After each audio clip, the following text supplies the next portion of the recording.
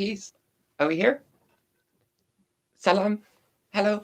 I'm going to read to the whole world the Constitution of Medina, inshallah. I'm going to read it in an English language because I got a translation. What's the Constitution of Medina? Should we read it first or have the history first? Let's have the history first. Okay, the Constitution of Medina is quite simple, really. The era of revelation in Arabia, i.e. Prophet Muhammad, peace and blessings be upon him, he gets revelation. Obviously, a lot happened. Started off, it's just really hearing some words in a cave. Later on, reciting, and everything he recites comes true. And wow, it's a really big thing. There's two phases. The first phase is the being oppressed bit. The second phase is making a city-state bit. And if you like, I suppose you could call war a third phase, and then the eventual, like, kind of everything's done bit another phase, to split it into four. But essentially, there's one really clear turning point from which Muslims trace our calendar that 1,398 lunar years ago, or thereabouts, was the year that Muhammad, peace and blessings be upon him, moved from Mecca to Medina at the invitation of some people from Medina who had come in a group to go to Mecca to say, hey, we see that you're being persecuted. Do you want to come to us? Like, in Medina, some of the people, they've heard about you already and they've already converted. So we've got some Muslims in Medina already, and we quite like that. And they have invited at a big meeting people from the Jewish community and the Christian community and some of the Ansar, the people who, they are the people who have converted to Islam who already live in Medina, whilst Muhammad, peace and blessings be upon him, lives in Mecca. They go and they say, hey, do you want to come to Medina? Because the people in Mecca, they weren't giving any food to, they weren't allowing anyone to sell food to the Muslims, for instance. And there were a couple of assassination attempts, and there was torture and some really nasty stuff. So there's this turning point, and also lots of sad things that happened to Muhammad, peace and blessings be upon him, when in Mecca. But there was a year of particular sorrows, and then there's a hijrah, and then that's where we start our calendar. In the first year of the hijrah, or like after they get to Medina, the Muslims who were in Mecca, Muhammad, peace and blessings be upon him, in the first year, does two things quite quickly. And like, what happens? They build a masjid, place for the Muslims to be. And Muhammad, peace and blessings be upon him, announces with a court of everyone there, the Constitution of Medina. Interestingly, it's the first constitution. Rome wasn't built on a constitution, built on the rape of the Sabians. Greece wasn't built on a constitution. It was city-states who, most of them decided that they could get along better if they didn't war at each other. Egypt, not set on a constitution. Sumeria, it was there before they had writing, and that's the beginning of history. The first constitution, anyone who believes in constitutions, really you have Muhammad to thank for that, peace and blessings be upon him. And that's a good thing. Like, constitutions are great, and it's actually pretty clutch that Muslims have one whilst we need an Islamic State, and whilst there are other pressing issues in the world, like parts of the world that also need a sensible way of running themselves. But what can possibly be the truth? So I wanted to read the Constitution of Medina as a sunnah. It's a thing that Muhammad did to try and set up an Islamic State. Well, I want to set up an Islamic State. I'm going to try and read the sunnah and see if anyone... I'm not actually listening to see if anyone agrees with this principle, because it's already there and we've had it for a long time. So here's an English translation of Ibn Ishaq. He's one of the very main people who wrote a sirah, a biography of the Prophet, peace and blessings be upon him. Now, because it's in English, we don't really need to worry about that. How a record of this, of course, in all this time, there has been scholarly dispute. But what we have is a history of Muslims, Christians, and Jews living along, and like other groups too, whoever would come along and fit with the general idea, each with self-governance, which is really important. Everyone gets to direct themselves, and we don't even need to have segregated space with borders and razor wire around it to be able to live peacefully together, even having different laws. Because actually, day to day, you don't think about what you could steal or who you could kill or things like this. That if you make a decent society, that doesn't happen. And inshallah, there is such thing as a decent society, but you can't predicate it on carrying around weapons and constantly massacring people. And I'm going to say that, like, if you kill a bunch of people at once and they weren't armed, that's a massacre. And then if you were to count the massacres just in the past 20 years, it's a lot of massacres. It's if it's not 100,000 separate massacres have happened in the last 20 years. And yeah, it's just ridiculous. You can't imagine it. The people who are ordering it can't imagine it. Hopefully we can imagine something better. I'm going to read this whole document. It's not very long, and that's probably all I'm going to say this morning. Bismillah ar-Rahman ar-Rahim. Ashhadu an la ilaha illallah Muhammad Rasulullah. There's a preface. Arab biographer of the Prophet Muhammad, whose book In a Recension by Ibn Hisham is one of the most important sources on the Prophet's life. Peace and blessings be upon him. Ibn Ishaq was the grandson of an Arab prisoner. You know what? This doesn't matter. Ibn Ishaq's record of the Constitution of Medina. Begin quote. The Messenger of God, peace and blessings be upon him, wrote a document between the emigrants and Ansar, and in it he made a treaty and covenant with the Jews, establishing them in their religion and possessions, and assigning to them rights and duties. In the name of Allah, one true God, the compassionate, the merciful.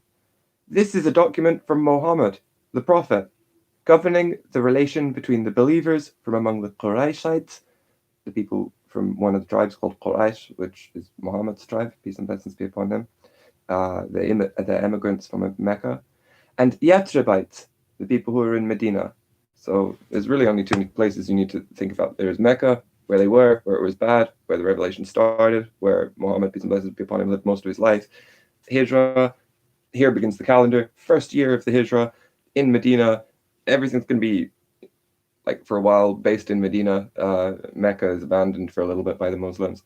Everything in Medina, that used to be called Yathrib, and then it was called Medina, which just means the city. There was Christians and Jews here.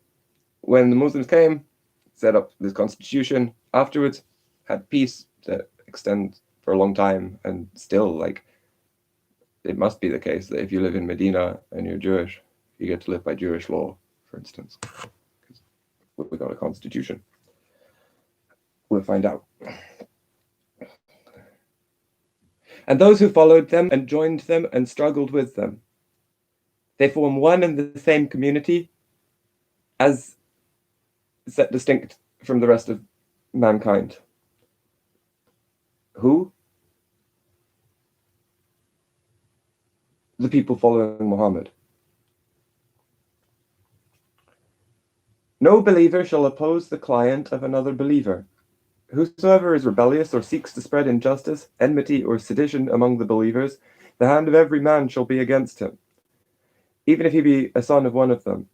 A believer shall not kill a believer in retaliation of an unbeliever, nor shall he help an unbeliever against a believer. So, whilst all this tribalism is going on, Muhammad, peace and blessings be upon him,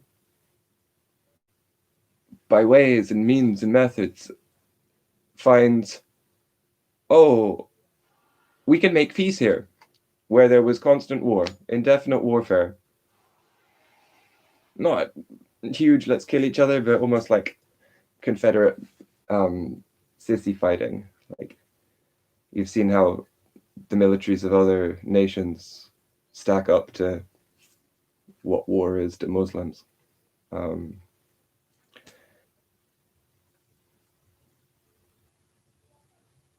So he comes with this message of like, well, hey, you're all Jews and Christians. Don't worry about your surnames. And did you know how much Jews and Christians have in common? Yeah, well, we're Muslims. We believe in what you guys both believe. And so they set up this idea of having a state that is primarily for believers. Although consider, it doesn't have anything to do with your behavior nor your theology, which isn't judged by us. Because we get to live distinctly and in separate groups, that makes it good. Whosoever among the Jews follows us shall have help and equality. I think this is a bad translation because we have a pretty strict word for follows, like sense of follows, and the Jews aren't followers of Muhammad, peace and blessings be upon him, as a thing like that we respect. Okay, you're not that. They shall not be injured, nor shall any enemy be aided against them. Constitution protects Jews. No separate peace will be made when the believers are fighting in the way of Allah. The believers shall avenge the blood of one another shed in the way of Allah. Whoever kills a believer wrongfully shall be liable to retaliation. All the believers shall be against him as one man, and they are bound to take action against him. Okay. So, again, please consider that the believers here doesn't mean the Muslims and can't mean strictly just the people who follow Muhammad, which is more correct to say than Muslims, because that came after that anyone would call them as. And so, in today's terms, if I said, I'm going to set up a state where all the believers are going to be happy, well, obviously that excludes lots of people. But in these days, believers meant everyone who's here. Doesn't matter if you're Christian, Muslim, or Jew. Mu'min is like, that's what we have in common, that we believe, and in fact in the same book. Makes it easy. The Jews shall contribute to the cost of war with the believers so long as they are at war with a common enemy. The Jews of Banu Najjar, Banu al-Harith, Banu Saida, Banu Jusham, Banu al-Aus, Banu Talaba, Japhna, and Banu Shutaiba enjoy the same rights and privileges as the Jews of Banu Aus. Well, there's the mention of jizya. Jizya. This constitution is beautiful. It's easy to summarize in like each one of them have self-covenants. We're nearly at the end anyway.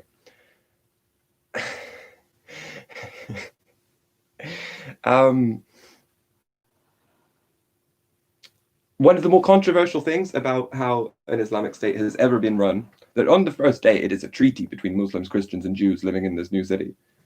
And it says, you get to rule yourselves. If there's a dispute between some of your own people, sort that out. If there's a dispute between other groups, we'll all band together. And if there's disputes between us, at least there's two other groups that you could maybe, like, if there's one person from one group, you could sort it out. As time has gone on, patriarchs get in the way of what is written very quickly.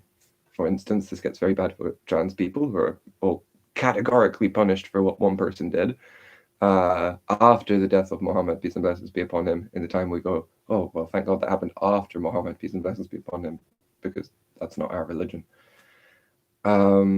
Also not our religion is, for instance, the Pact of Umar, which is maybe as famous accidentally or even less accidentally than the Constitution of Medina. the Pact of Umar, it's got a very wavy historicality about it that we're not really sure like which Umar wrote this. It doesn't seem like it was the really famous, great, good Umar that loads of people like.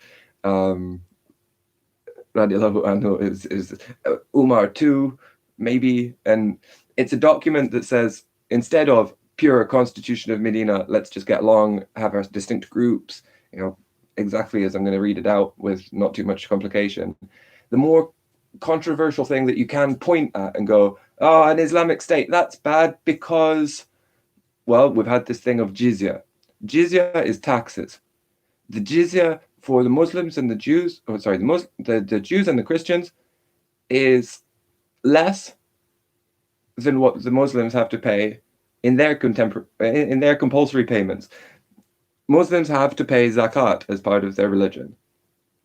Muslims and Jews, they don't have to pay anything, which is great. But the Constitution of Medina says, as a treaty, we're these Muslims we've just escaped from oppression, and like, how strong are we? Yeah, but in a minute, we're going to span from like the left of China to the left of Spain and all across Africa, and we're going to protect you. We're here for setting up a place that it's good to be a believer in. And the Jews and Christians within all of that are going to get protection from the like tribalism and constant fighting and the possibility at any time that like, Attila the Hun is going to come through and bless you all. So was a good person. They didn't come through Turkey with an army. They had Zoroastrian techniques. They got to the other side. I think they danced, because they pick up like a multicultural army of just Visigoths and I don't know, all the collected barbarians, who then just go trample on everything that Rome had tried to build in the way of oppressive infrastructure. But they didn't come with a big army. They ostensibly came by themselves, and they didn't say a word onto history.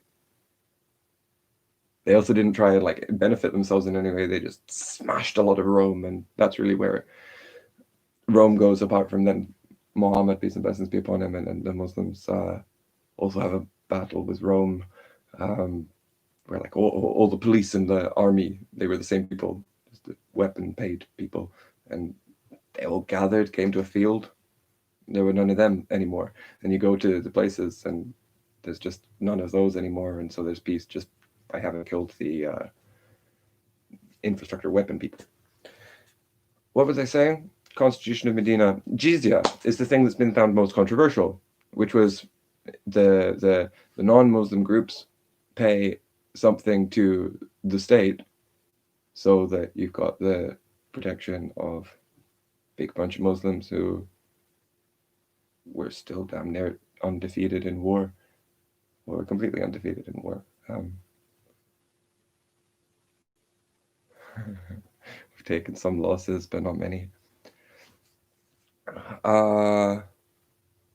After that, there was a thing called the Pact of Umar, and it's completely not what Muhammad, peace and blessings be upon him, set up, even though he was probably the most foresightful person that we had setting up Islamic states.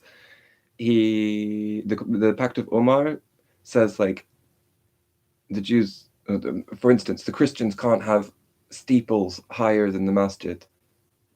Silly stuff, absolutely silly. And stuff that if you ever wanted to enforce it, you just got to make enmity. You're right, viewer. I didn't really feel this one. Let's not publish this one. Oh, you're back? I was going to go because I was feeling like I'm just sort of rambling here. But okay, let's finish the Constitution. I've said so. I just won't say it's the thing. The Jews shall contribute to the cost of war with the believers so long as they are at war with a common enemy. Makes sense. The Jews shall maintain their own religion and the Muslims theirs. Loyalty is a protection against treachery. Beautiful. The close friends of Jews are as themselves. None of them shall go out on a military expedition except with the permission of Muhammad, but he shall not be prevented from taking revenge for a wound. So, whilst we're living in the Islamic State, don't go making attacks from the Islamic State unless the leader of the Islamic State says that's okay. You know, we're going to join up, we're going to have one defense, and that means that we can't have everyone just going out and making their own little wars when they want to have wars. It's really important. Like, I'm starting a caliphate, I'm saying, please, nobody make extra wars right now. Absolutely, you're allowed to take revenge for a wound, and absolutely, I don't have the power to stop anyone from doing that. I also don't agree that anyone should stop, defending themselves where that is the case. I'm setting up one of those peaceful Islamic states, like the Islamic State that Muhammad set up, peace and blessings be upon him.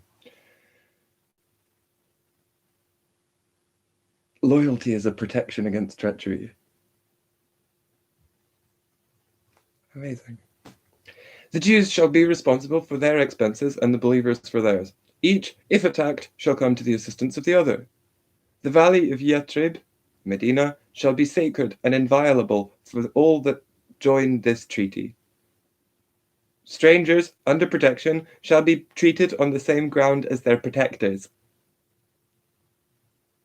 But no stranger shall be taken under protection except with consent of his tribe. No woman shall be taken under protection without the consent of her family. Okay, so it's Jew stuff, Muslim stuff, other people, sure, if their tribe agrees or if their family agrees. That's it. That's really good for us today because it means you don't have to identify as a Jew or a Christian for Islamic State to be good for you, which was always the case since the Constitution of Medina, where the Islamic State was founded. The only thing that you could ever point to and go, that's where the Islamic State was founded. It hasn't gone away, but I don't know. Whatever what is it? What is the state today? We've been invaded, and people don't know that we actually have a country. We have a way. People are trying to put secular democracies here, and no, it doesn't work in your homes. So it's not going to work here. Half the people don't wear masks. Whatever difference or dispute between parties to this covenant remains unsolved shall be referred to Allah and to Muhammad, the messenger of Allah. And blessings. Allah is the guarantor of piety and goodness that is embodied in this covenant. Neither the Quraysh nor their allies shall be given any protection. Yeah, that's the people they're running away from. Also, it's Muhammad's family, peace and blessings be upon him.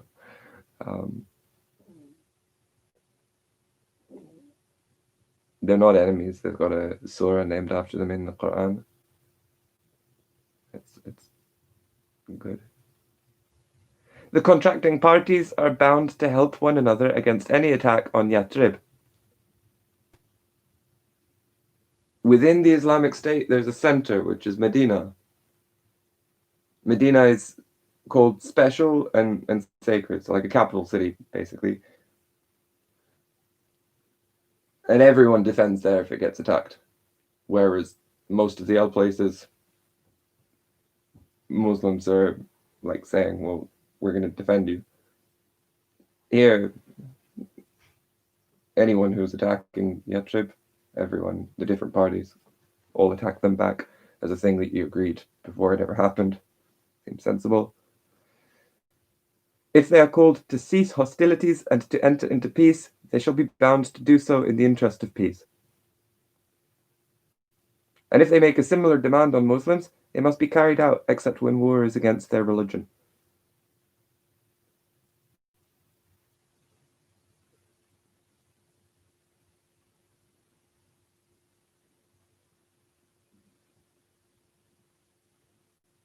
The The contracting parties are bound to help one another against any attack on Yathrib. Seems good. If they are called to cease hostilities and enter into peace, they shall be bound to do so in the interest of peace. On any peace terms, take the peace terms, basically. Well, kinda. Yeah, I mean, why go on for an extra year of war if you can get any negotiations? They shall be bound to do so in the interest of peace. That's a good thing to know. In fact, Islamic State, we are bound to accept any kind of invasion plan. Because all we want is invasion. And if they make a similar demand on Muslims, it must be carried out except when the war is against their religion.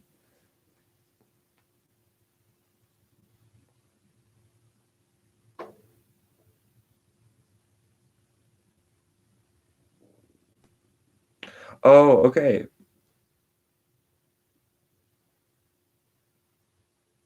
So here, Muslims is taken away from the category of contracting parties. It seems to say if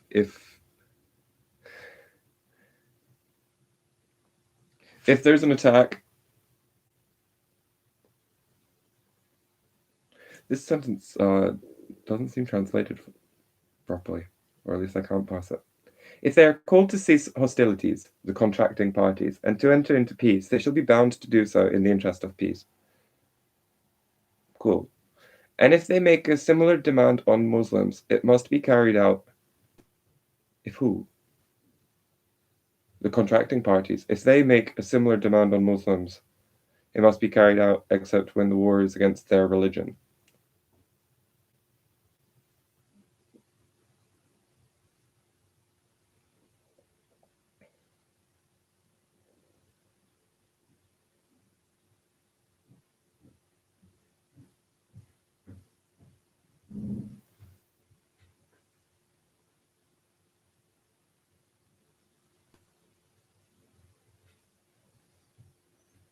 If the contracting parties make a similar demand on Muslims, similar with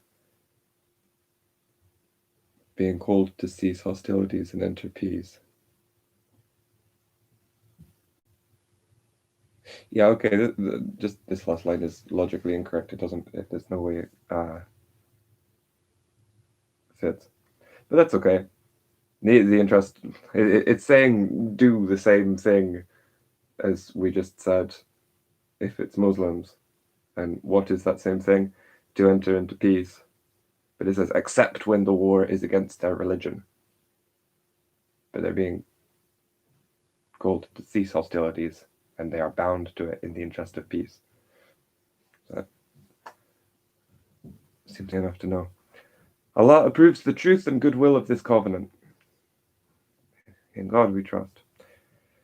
This treaty shall not protect the unjust or the criminal. Whoever goes out to fight, as well as whoever stays at home, shall be safe and secure in this city, unless he has perpetrated an injustice or committed a crime. Whoever. And whoever goes out to fight, or who stays at home. Allah is the protector of the good and God-fearing people. That's it. So let's recap what were the important things there.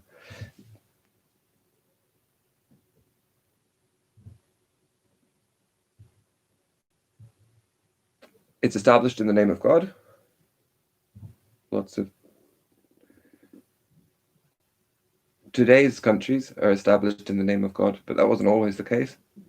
Again, Greece and Rome wasn't, so pretty forward thinking even just to say Bismillah at the beginning. This is a document from Muhammad, the Prophet, peace and blessings be upon him, governing the relation between the believers from the Qurayshites and the Yathribites and those who followed them and joined them and struggled with them. They form one and the same community as against the rest of men. It's saying the followers of Muhammad are one people. No believer shall oppose the client of another believer. So then we go into really like the broadest terms of all the people within the catchment before we start talking about Jews specifically, because this must be the draft that was with the Jews in mind, because it is.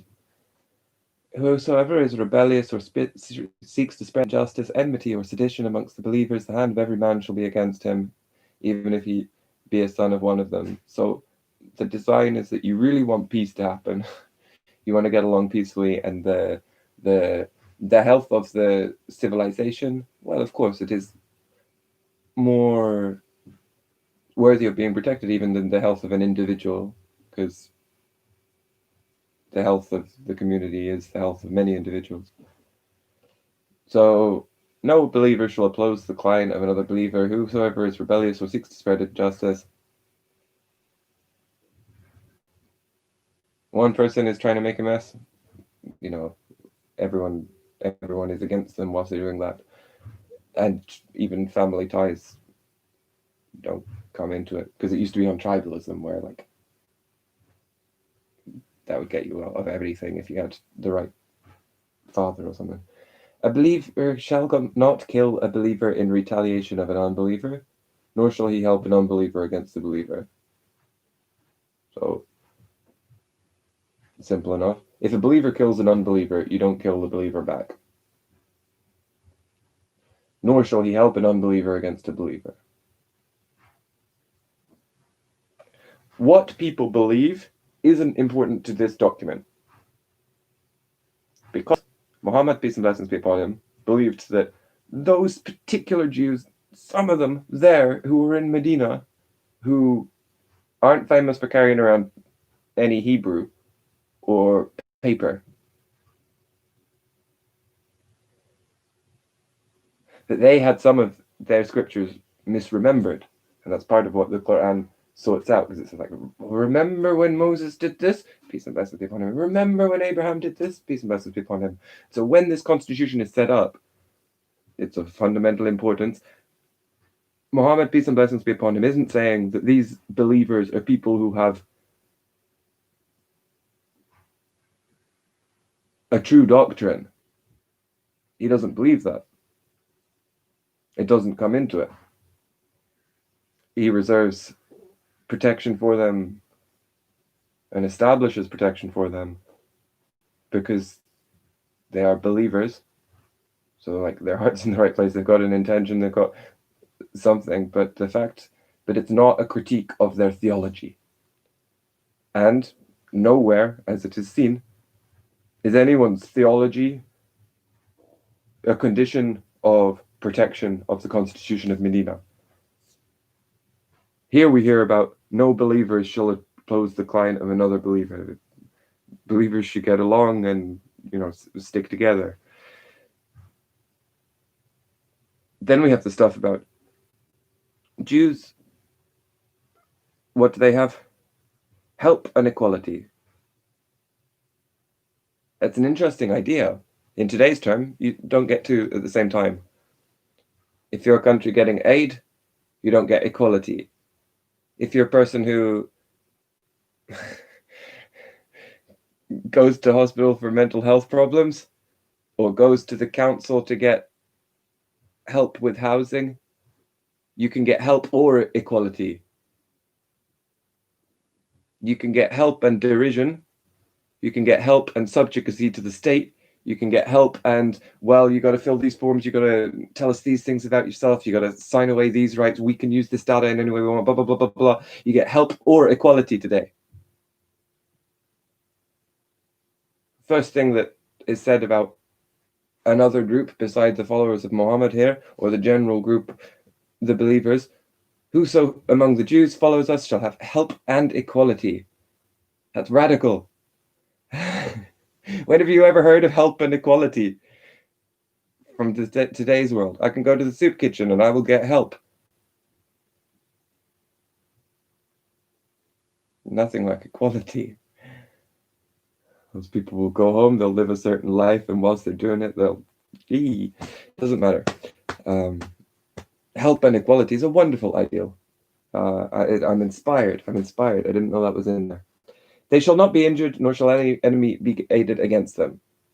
Well, we have read this out, but good. The Jews shall maintain their own religion and the Muslims theirs. Excellent. even though we don't believe in that particular Jewish religion that was practiced in Medina in 622 AD. They got every right to do it because they got good spirits and the best of intentions. And also because our Islamic State can't possibly set ourselves the task of critiquing everyone's religion. We don't need to. We Muslims, we have this strong thing when we say, sure, everyone should live along then with their own governance. And that can work because you don't have everyone bickering over stuff. You got a common interest.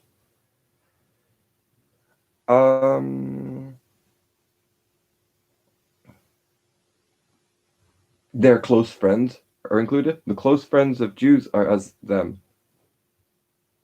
So if you're living in the Christian bit of an Islamic state, or just, we can have cities like Medina where people from different groups live all together with self-governance. If you're there as a Christian citizen and then your friend comes, that's fine too. We're probably going to have to think of it's either killing, converting, or just making a new category, which sort of takes away, does it? Because like the close friends of the Jews, it's cool that friends get allowed in. I don't need to critique anymore. None of them shall go out on a military expedition except for with the permission of Muhammad, peace and blessings be upon him. But he shall not be prevented for taking revenge for a wound. Seems reasonable. Once you got one group established, you can't have lots of independent war missions, which is a lesson for the UN and how that didn't work. The UN are beyond lessons. The Jews shall be responsible for their expenses and the believers for theirs. Each, if attacked, shall come to the assistance of the other. The valley of Yatrib shall be sacred and inviolable for all that join this treaty. Strangers under protection. I think I want to just translate that as atheists right now. What would that make it? Atheists under protection shall be treated under the same ground as their protectors, but no stranger shall be taken under protection except with the consent of his tribe. No woman shall be taken under protection without the consent of her family. Okay, so I shouldn't translate this as atheist, because there wasn't really a word for atheist. And today most of the nominal atheists are actually baptized, right? So, you can just be equal members in the Constitution of Medina by your Christianity. And Christian followers, he didn't really prescribe you a law. He wasn't insisting on the law. He said, you know the law. And it didn't then quote the law, but just don't make idols, etc. in the gospel.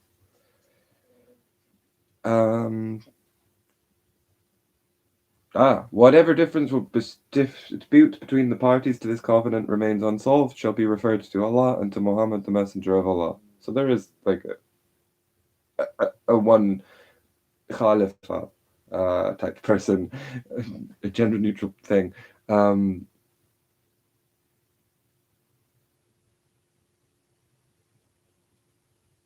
What you don't do is, if you're trying to figure out how to resolve a conflict, make a vote about it. So there's got to be one. If Margaret Windsor pitched her claim to divine right of the UK, and all of that structure existed on the premise that she was the divinely chosen supreme leader of her jurisdiction. Well, I claim the same thing. Of that particular position, and also here, as far as I understand or hope to establish, I succeed Muhammad with nothing in between. Peace and blessings be upon him. And then, of course, before you refer to the leader, you refer to Allah. He's got more capacities and wisdom. Allah is the guarantor of the piety and goodness that is embodied in this covenant.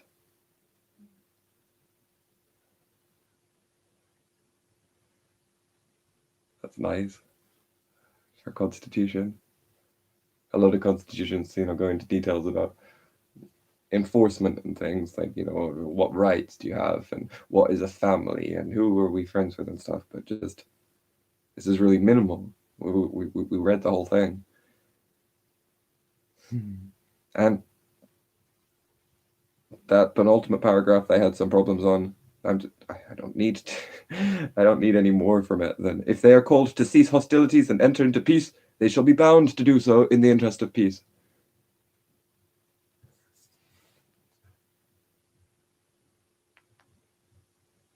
I suppose it's worth mentioning about the current war situation that the premise has been we need to airstrike Muslims forever so that they don't attack us. Well, that's silly. You can go home. But would it be safe to go home? Or would we decide to massacre you in the back as you were leaving? No. The Quran says don't shoot people in the back, basically. Let them flee. If they want to flee, that's good. They're out of your way. Kill them when you bump into them.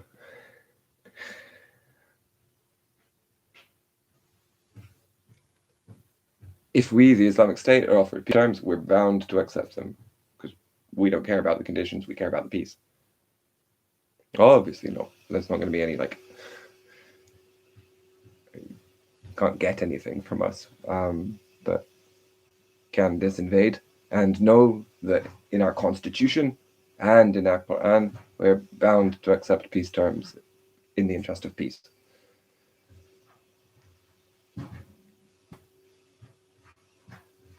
I said in my stream yesterday about what you were expecting, how this war was going to play out.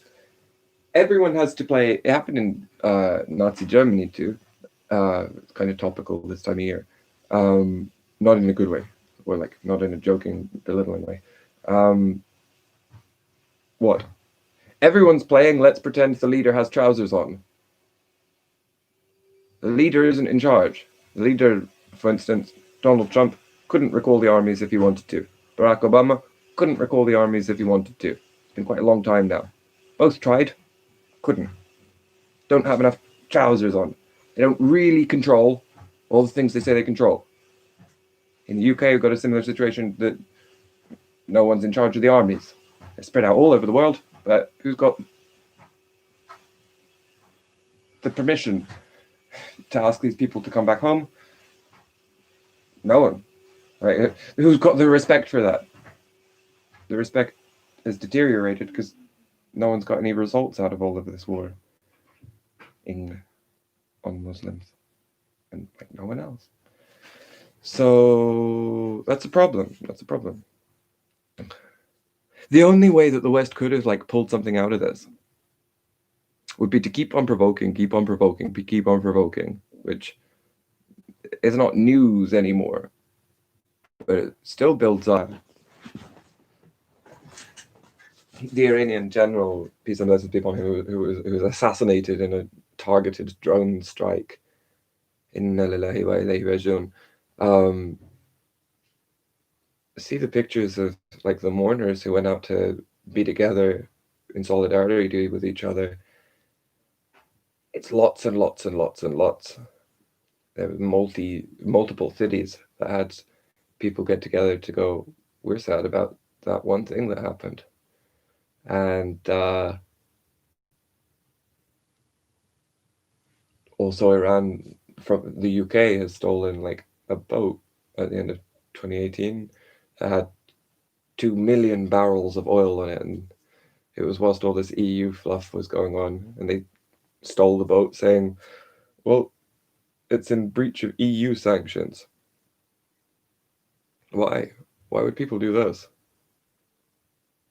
Because if Iran declared war, which I've seen wars in Europe start for less than a dead minister. I've seen America join a war for the sinking of ship. Okay, not quite, but wars have been started for less than that. A big army has never defeated a guerrilla army. It's been tried. Vietnam didn't work. All the wars since hasn't worked. The big armies aren't fighting big armies anymore. That's too dangerous. They fight little armies, little militia. But the big armies don't beat the militia.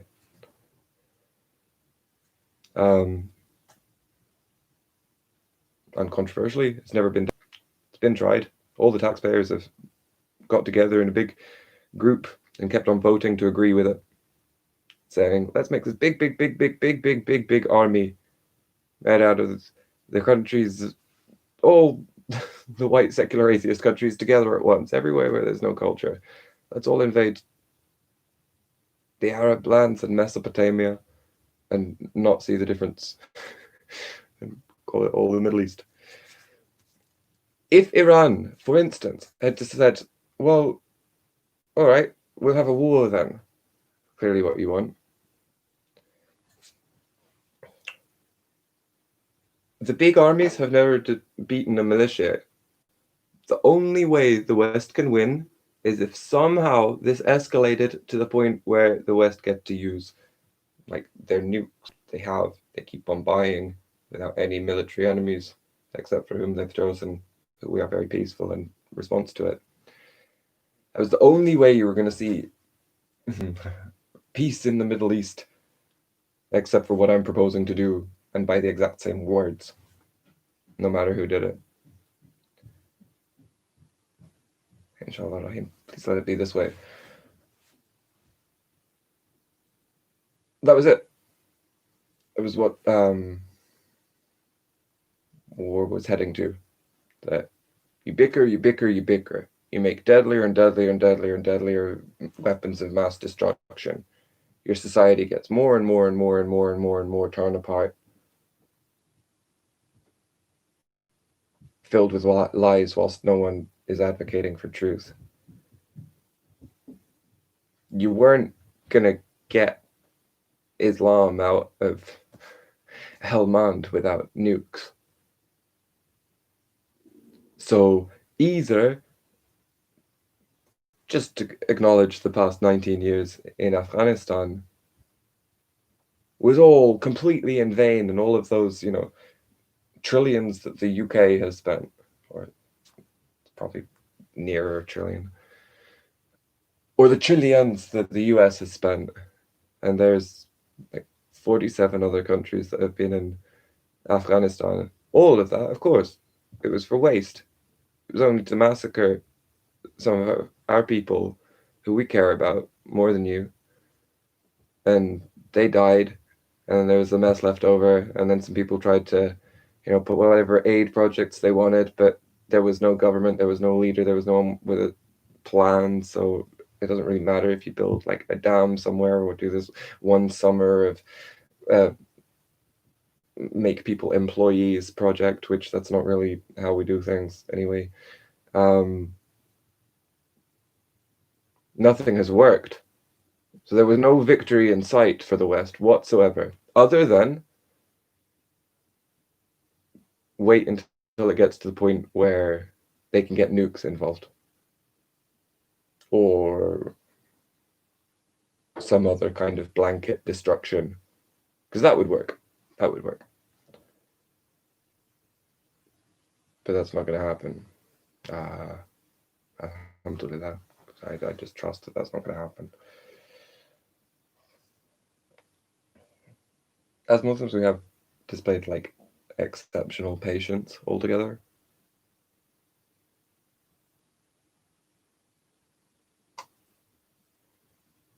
I read out Constitution of Medina, the translation, even with the sentence that I don't really understand, just one time, go through it, to have once in my lifetime read as best as I can the Constitution of Medina to the whole world.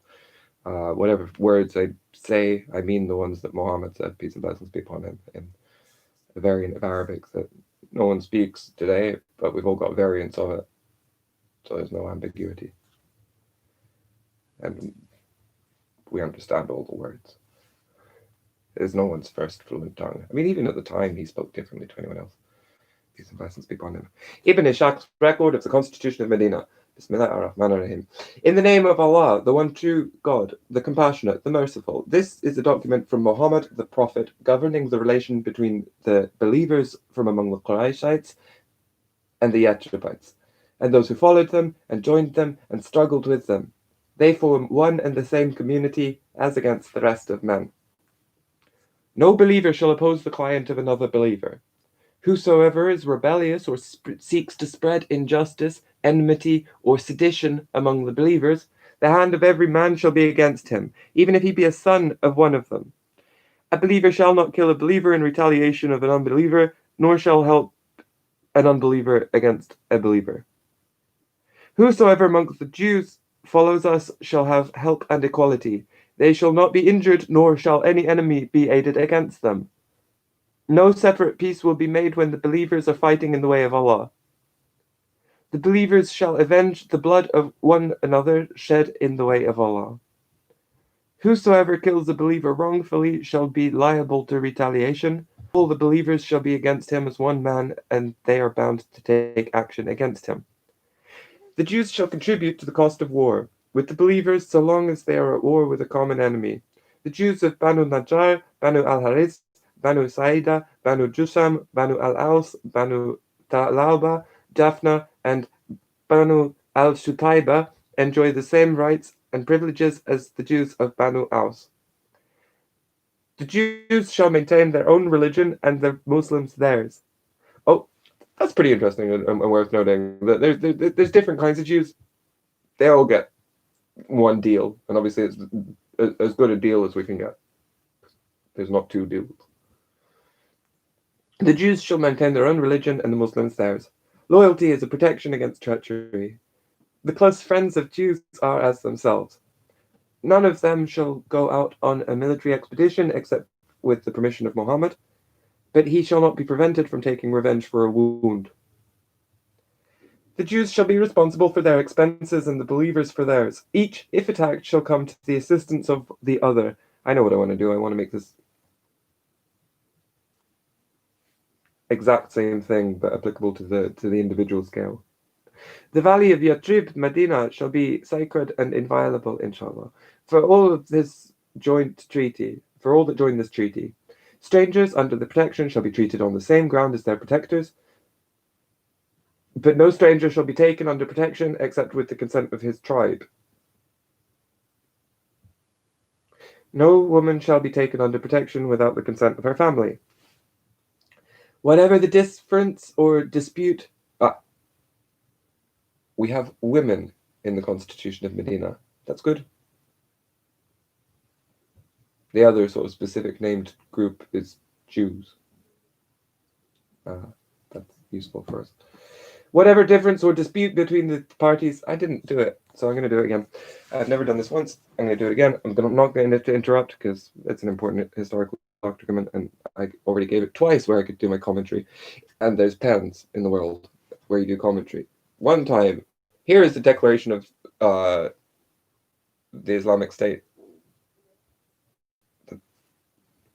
In the name of Allah, the one true God, the compassionate, the merciful. Bismillah ar-Rahman ar-Rahim. This is a document from Muhammad, the Prophet, peace and blessings be upon him, governing the relationship between the believers from among the Qurayshites and the Yathribites, people from Mecca, people from Medina.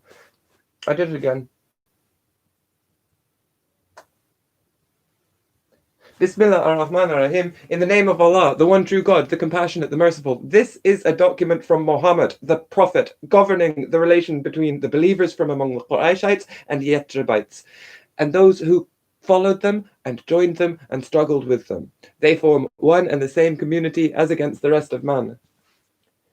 No believer shall oppose the client of another believer. Whoso is rebellious or seeks to spread injustice, enmity, or sedition among the believers, the hand of every man shall be against him, even if he be a son of one of them. A believer shall not kill a believer in retaliation of an unbeliever, nor shall he help an unbeliever against a believer. Whosoever among the Jews follows us shall have help and equality. They shall not be injured, nor shall an enemy be aided against them. No separate peace will be made when the believers are fighting in the name of Allah. The believers shall avenge the blood of one another and shed in the way of Allah. Whosoever kills a believer wrongfully shall be liable to retaliation. All the believers shall be against him as one man, and they are bound to take action against him. The Jews shall contribute to the cost of war with the believers so long as they are at war with a common enemy. The Jews of Banu Najjar, Banu al-Harith, Banu Sa'idah, Banu Jusham, Banu al-As, Banu Talalba, Japhna, and Banu al-Shutaiba enjoy the same rights and privileges as the Jews of Banu Aus. The Jews shall maintain their own religion and the Muslims theirs. Loyalty is a protection against treachery. The close friends of Jews are as themselves. None of them shall go out on a military expedition except with the permission of Muhammad, but he shall not be prevented from taking revenge for a wound. The Jews shall be responsible for their expenses and the believers for theirs. Each, if attacked, shall come to the assistance of the other. The valley of Yathrib, Medina, shall be sacred and inviolable for all that join this treaty. Strangers under protection shall be treated on the same ground as their protectors, but no stranger shall be taken under protection except with the consent of his tribe. No woman shall be taken under protection without the consent of her family. Whatever difference or dispute between the parties to this covenant remains unsolved shall be referred to Allah and to Muhammad, the Messenger of Allah. Allah is the guarantor of the piety and goodness that is embodied in this covenant. Neither the Quraysh nor the allies shall be given any protection. The contracting parties are bound to help one another against any attack on Yathrib. If they are called to cease hostilities and to enter into peace, they shall be bound to do so in the interest of peace. And if they make a similar demand on Muslims, it must be carried out except when the war is against their religion. Allah approves the truth and goodwill of this covenant. This treaty shall not protect the unjust or the criminal. Whoever goes out to fight, as well as whoever stays at home, shall be safe and secure in this city unless he has perpetrated an injustice or committed a crime. Allah is the protector of the good and God-fearing people. Alhamdulillah. Without that, I don't see how the world would have gotten good after this point. Alhamdulillahi Rabbil Alameen, Ar-Rahman Ar-Rahim, Malik Yawm Al-Din, Iyaka Nabidu wa Iyaka Nasta'in, Ihdina Sirata Al-Mustaqim, Sirata Al-Ladhina Anta Alayhim Ghayr Al-Maghdubi Alayhim wa Ad-Dallin. We say thanks and praise is due to God, merciful to all, compassionate to each. Thanks and praise is due to God, Lord of the worlds, merciful to all, compassionate to each. Thanks and praise is due to Allah, merciful to all, compassionate to each. Thanks and praise is due to Allah, Lord of everything that exists, and also the one who is inherently the most trustworthy, and who is also a teacher. He is merciful to all, compassionate to each. That's the one to whom we direct our prayers. Uniquely merciful to all and compassionate to each. Malik Yawm Al-Din, the ultimate judge of the day of judgment, which is when he decides it is. Iyyaka na'budu, it is you we worship. Iyyaka nasta'in, it is you we ask for help. Ihdina as-sirata al-mustaqim, Ihdina as-sirata al-mustaqim. Please bestow upon us a good direction. But better than good, the perfect one, the one that's so good that we can't figure it out ourselves. Take us towards what's amazing and pure. صراط الذين أنعمت عليهم غير المغضوب عليهم ولا الضالين. The way of those upon whom your grace and favor is upon them, and not those who go astray. And not those upon whom your anger falls, is another way. We say Amin, which means Amen, also means trustworthy, also means half of the universe, kind of. It's so similar to the Lord's Prayer. But we're not Christians. Like, our appeal isn't that we're the same as Christians. We believe in what Christians believe, and we've got this other book that we also think is really good.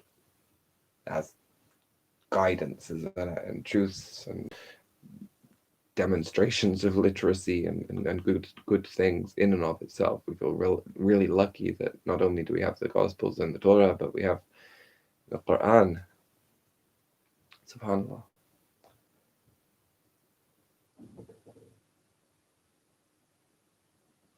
I think in today's terms, the most important point of the Constitution of Medina, apart from the fact that like it was declared by our Prophet, peace and blessings be upon him, and hasn't become ever voided, nor have the people who believe in it and who have been attacked and need to be disinvaded, they haven't been defeated. You can't get someone's constitution out of the way without at least defeating them first. And yeah, there's been very many killed in cold blood, undefeated. They just go to Allah. We really don't mind about, there's no such thing as revenge and retaliation. And in fact, you've never seen revenge and retaliation from our Ummah, even though it looks like it. If I claim responsibility for all the terrorism you've seen in the West, you haven't seen any revenge or retaliation from me. We're proactive, and sometimes opportunities come open. Like the thing in the French church, it became a reasonable thing to do, and then someone did it. I don't say it's great, but well, I'm not here to judge. I think that's pretty great. I think it's pretty great that our history of campaigns makes so much sense. That it looks kind of random if you don't see the pattern, and then, that's a very well-made argument. Part of it is surely that, the future safety of, not paying the image men who are on the television to keep on leading the country, maybe not voting for them and keep on paying them to do things that you disagree with, and I know you disagree with, which is the only reason that anyone gets to stay alive. Anyone. And everyone does.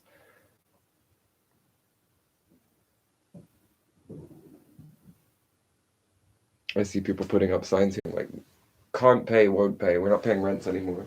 Excellent. You shouldn't pay rents. You shouldn't have ever paid rents, really. That's being defeated. That's subjugacy. That's when somebody has mastery over you. That's not what's happened to the Constitution of Medina, for sure. We want to offer a treaty, for sure, not just to Muslims who, wherever we are, we do the same thing. We don't want extra. BRB. But to, everyone in the world who needs a decent political system. We got the bones of it there, that we can be autonomous groups. We kind of are autonomous groups.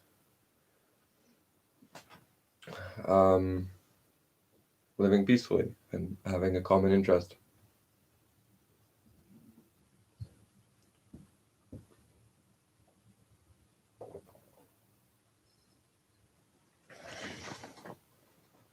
Muslims are a lot more agreeing on what we agree on than any other group in the world of a comparable size. We're all over the world in different contexts, but we all believe on the same stuff because we think it's good. So as long as you got one of those, we can even be here for the unity of the Christians, even whilst the Christians believe quite different things amongst themselves. That's okay. They're all happy with the bits that they've got and that they choose to go along with. And if you've got one big stable entity in the middle, everything can be stable. Well, that's not the Chihuahuas in Parliament. I do really want to have completely separate spaces where I don't have to live near people who, for instance, own dogs and things. and have gay sex. Some other people don't want to live anywhere near where,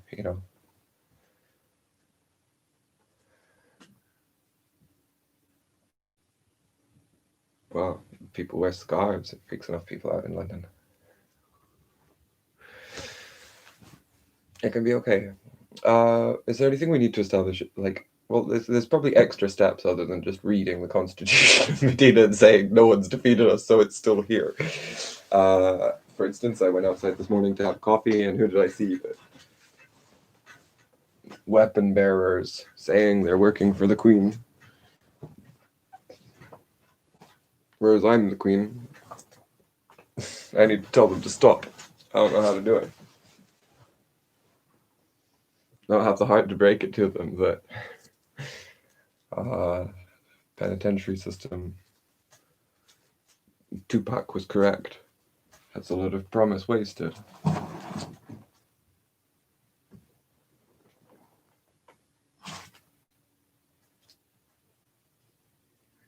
Never realized the precious time that bitches niggas is wasted and institutionalized.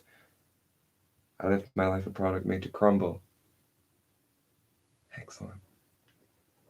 Too hard for Chris Mob. Yeah. The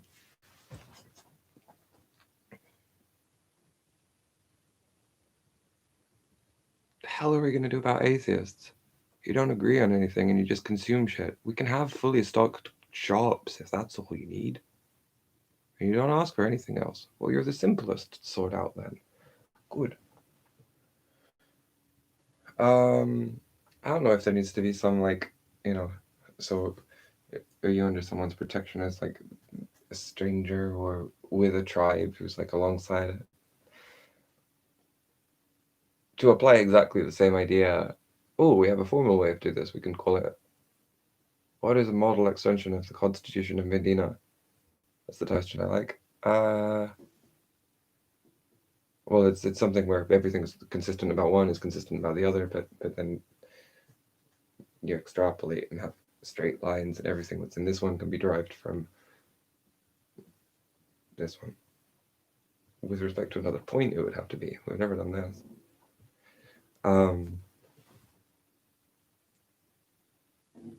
It's a good constitution, still here. Oh. So I apply my executive British sovereignty to say that whatever it even means, the Constitution of Medina is now declared as the constitution of over all of my sovereignty, which includes the UK specifically, and the Commonwealth. Now, what does it do? Establishes self-governance for everyone. So, now all of the current structures of the UK as it currently operates are endorsed and protected by me, the Islamic State entity over here, who also is the Queen.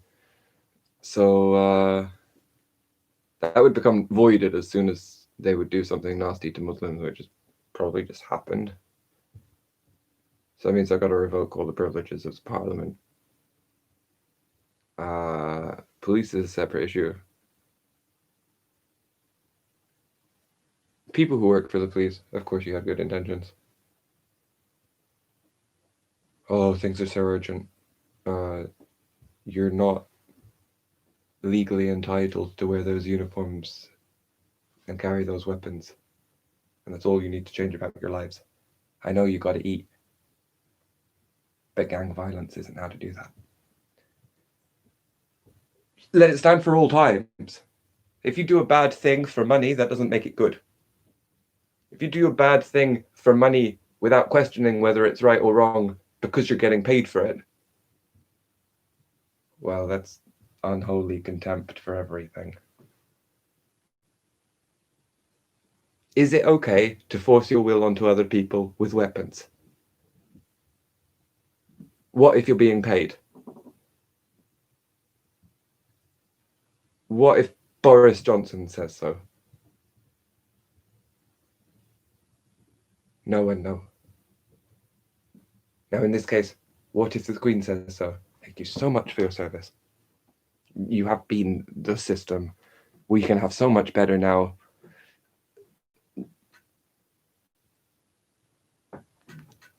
And maybe policing has amazing benefits that we just can't see.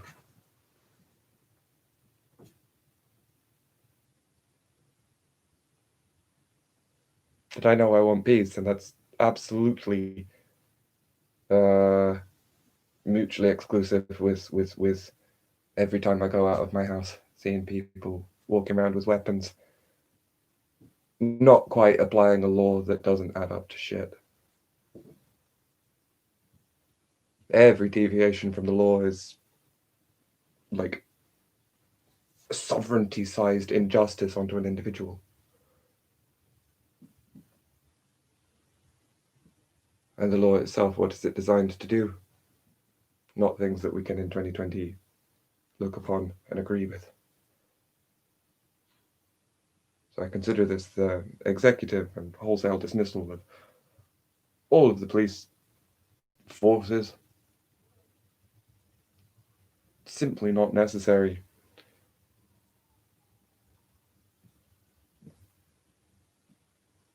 And we'll see what happens next.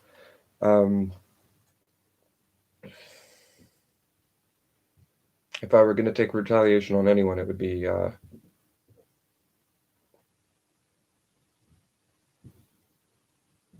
there's no reason to say this.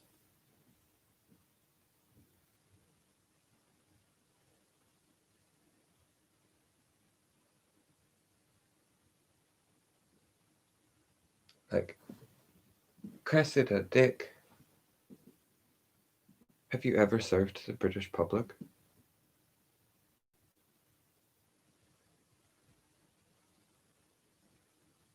It's just meanness.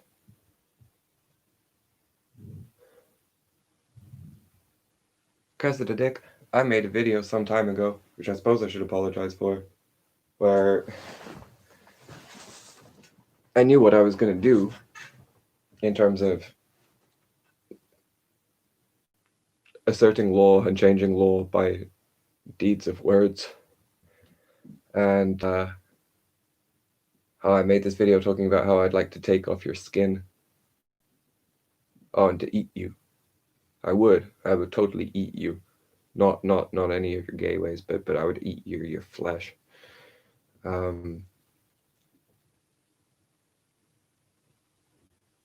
She upset me that much, the dick, by standing over. Holy crap! You're forgiven anyway.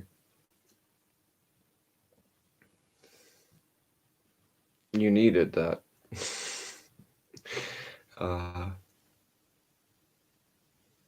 Holy cow.